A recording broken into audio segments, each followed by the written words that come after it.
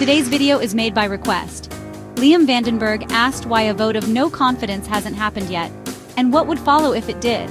Well, let's break it down because one vote could change everything. A single vote could bring an entire government crashing down. One moment of political will and everything changes overnight. But if it's that easy, why hasn't it happened yet? What actually happens when a vote of no confidence is called? And most importantly, who benefits from the chaos? Today we break it all down. Before we continue, if you're loving the content and want to take things to the next level, why not consider joining the channel? As a member, you'll unlock some seriously awesome perks. We're talking exclusive badges, emojis to flex in the comments, sneak peeks of upcoming videos, and even special shoutouts during the show. Plus, you'll be directly supporting the channel so I can keep bringing you the best content possible. Just hit that join button below and take your seat among the legends. And hey, if you're not ready to join, no worries. Your likes, comments, and shares still mean the world to me. Thanks for being here and know that you are appreciated. Now let's keep this party going. A vote of no confidence is one of the most powerful tools in politics. It's a formal process where elected officials decide whether a leader or an entire government should be removed from power. But it's not just a simple vote. It's a high-stakes political maneuver that can have devastating consequences for both the ruling party and the opposition. We've seen this before. In the UK, Margaret Thatcher faced a leadership challenge after years in power. In South Africa, Jacob Zuma survived multiple no-confidence votes before finally stepping down in 2018. In Pakistan, Imran Khan was removed through a no-confidence vote in 2022. But what if it happened now? What if a major leader was forced out overnight? If a single vote can change everything, why is it so rare? Why do governments cling to power even when public support is collapsing? The answer is simple: fear. Fear of the unknown, fear of political instability, fear of what happens next. Here's why politicians hesitate to pull the trigger. First, there's the fear of political instability. No confidence votes don't just remove leaders, they can destabilize entire nations.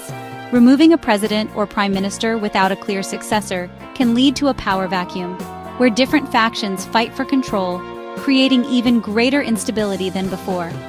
Next, we have political deals behind closed doors. Many unpopular leaders stay in power because of backdoor negotiations. Deals are made between rival factions to delay or prevent a no-confidence vote. This could involve promising ministerial positions to certain politicians, offering financial or legal incentives to key allies, or manipulating the timing of the vote to ensure survival. Then, there's the economic fallout. Governments don't operate in isolation. Markets, investors, and international players watch closely. A vote of no confidence can trigger a stock market crash, currency devaluation, and capital flight as investors pull out their money due to uncertainty. This means that even politicians who despise the current leader may hesitate, fearing that economic collapse will damage their own chances of winning the next election. And finally, opposition disunity. A no-confidence vote requires a united opposition, but opposition parties often have competing agendas. Even if they agree on removing the current leader, they may disagree on who should take over, leading to failed votes and wasted political momentum. So even when a government is deeply unpopular, a no-confidence vote remains a nuclear option, one that many politicians fear to use. But what if it did happen? What would come next? Now, let's imagine the moment when a vote of no confidence actually passes. What happens next depends on the country, the political system, and, most importantly, who is waiting in the shadows to take advantage of the chaos. If the vote passes, the ruling leader is immediately removed. In some cases, an interim government takes over, while in others, fresh elections are called. The entire political landscape is thrown into uncertainty. Laws, policies, and ongoing government projects can be suspended or reversed, depending on the new leadership.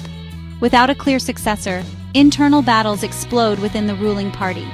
Factions scramble to fill the leadership void, often leading to rushed alliances, betrayals, and political backstabbing.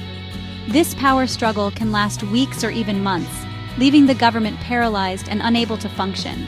Supporters of the ousted leader may take to the streets, protesting what they see as an unjust removal.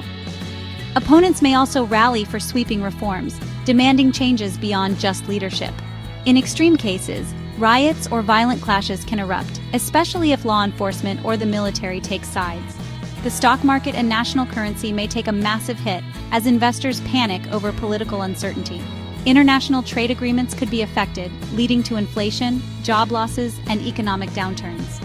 If no clear leadership emerges, foreign governments and corporations may hesitate to invest, worsening the crisis. We've seen this before. Political instability has caused economic disasters worldwide. Whether it's South America, Africa, or Europe, when leadership is uncertain, the economy takes a hit.